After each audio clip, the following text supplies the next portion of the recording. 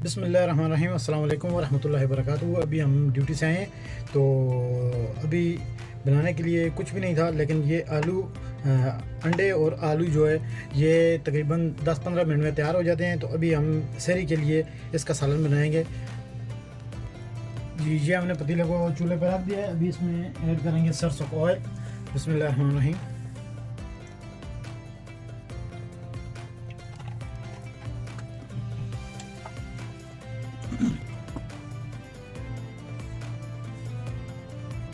जी, इधर हमने जो है अंडे बॉयल करने के लिए रख दिए हैं और यहाँ पे तेल गर्म हो रहा है। प्याज हमने काट लिए हैं। प्याज, टमाटर और मिर्ची ये हमने काट ली है। तेल गर्म होने तक हम अंडों को देखते हैं, अंडे बॉयल करते हैं। ये जी ऑयल हमारा गर्म हो चुका है। इसमें ऐड करते हैं थोड़ा सा ज़ीरा